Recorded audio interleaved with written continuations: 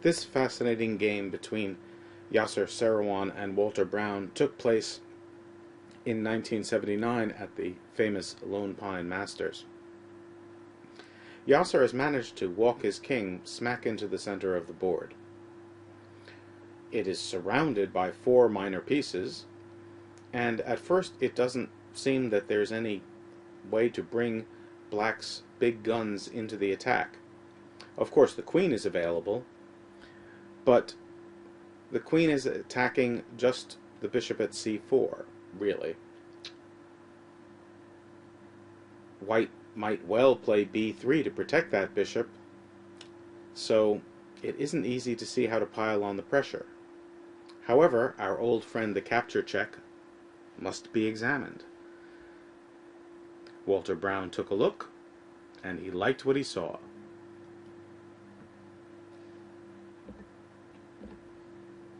The bishop comes out with check.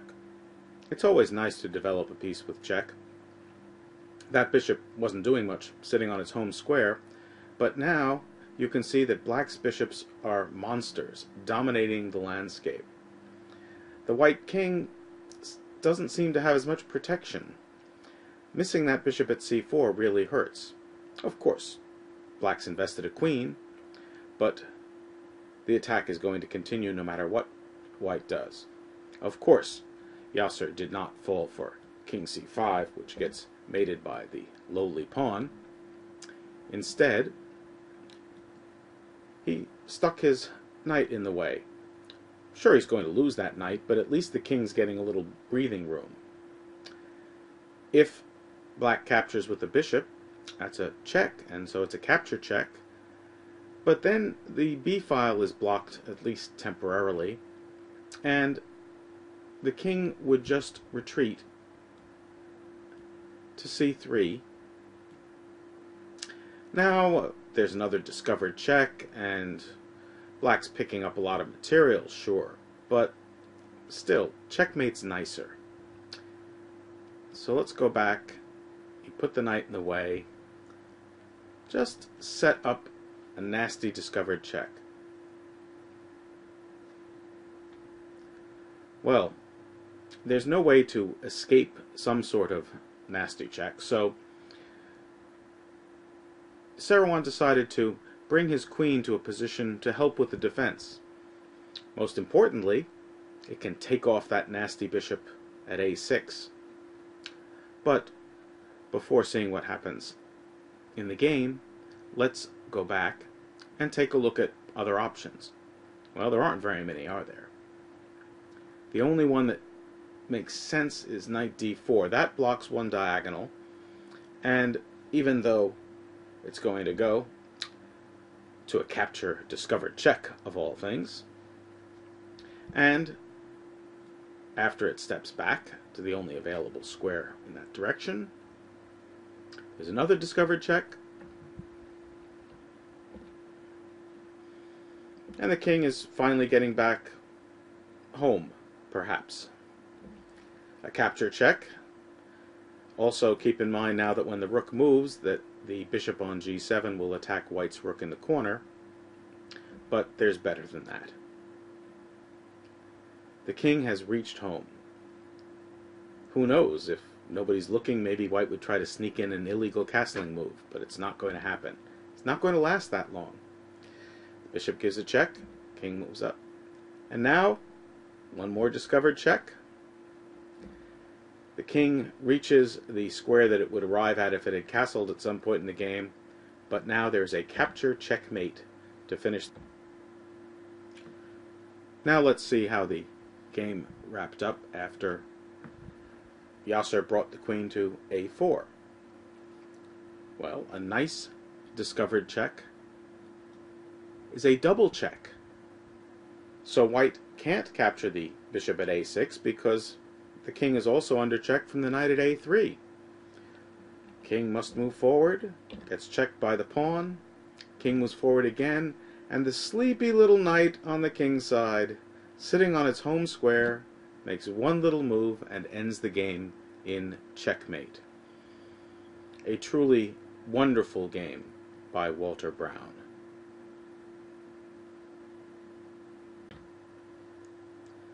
Here's a simple example of a surprisingly effective capture check played by Jan Schmeichel against Andras Adorjan in 1972.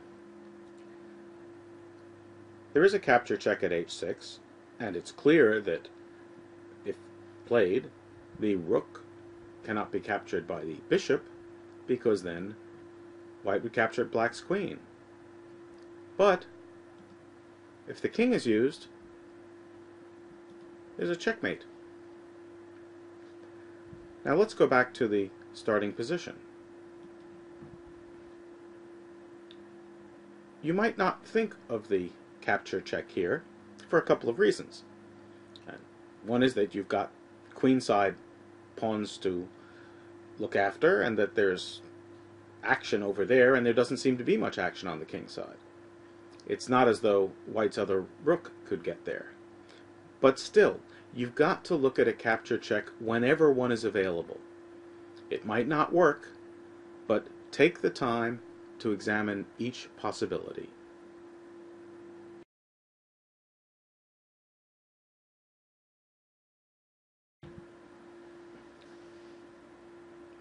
What can white make of this position? The e-file is contested, and the only piece in attacking position is the bishop at b3, which conveniently aims at our favorite f7 square. When Boris Spassky had this position against Helmut Pfleger back in 1979, he of course considered the consequences of sacrificing the bishop for the pawn, because it is a capture check. It's not easy to see all the way to the end of the long variation, particularly because there is a somewhat slow plan involved. That's why most players would never even consider giving up the bishop at this point. Well, sure, after bishop takes f7 check, the king captures. We do have a check. And now things are not as easy as they look, because the rook at e8 will be attacked twice if the king retreats. That's one factor. But another is that even if the king retreats and defends the rook, the infiltration via the h-file is something that you just can't deal with. The threat, among other things, is knight f5 and queen g7 mate. So giving up the rook is possible. After all, you don't necessarily lose just because you're down the exchange in a pawn, but you toss in the complete control of the e-file and the infiltration of the rook to e7, and you can see why this variation had to be rejected. So, necessary to give up a pawn. Well, that's not such a big deal. You're up a piece for 2 pawns now. The king is forced back because the e-file is controlled, and this is the hard part of the attack. White's made great progress, but what do you do now? Now, of course, you could settle for some sort of checks leading to a repetition of the position and get away with a draw, but Spassky didn't invest a bishop just to make a draw. No. You could consider ripping off the g-pawn, but even with 3 pawns, then suddenly black's pieces might be able to get back into the game. There is, however, a very simple and deadly plan. Spassky advances the pawn to h4, intending to just keep moving it up the board. If it gets to h5 and is captured, well, then the knight will come in to a great attacking position. Unfortunately, Dr. Pfleger resigned here, because it would have been interesting to see some of the continuations, but let me show you the most sensible plan for black to defend and how it fails. The queen comes to defend f6 and also breaks the pin, although if the knight moves, the bishop at b7 might be undefended. But Spassky would just ignore all this and continue with the plan. Now, if the pawn captures, the knight can simultaneously threaten the queen and queen g7 checkmate. So that's not acceptable. The queen can move up a square, and now it looks as though the queen might be able to get back to f7, and then everything would be okay. But this would be prevented first by a check. The king goes over. And now, not a capture check, because in this case, it's more important to move that h-pawn further up the board. So by playing h takes g6, there is now a threat of mate in 2 with queen h7 and queen h8. Well, that can be prevented. But then, after knight h5, black would have to give up the queen for the knight, and at that point there's no reason to play on.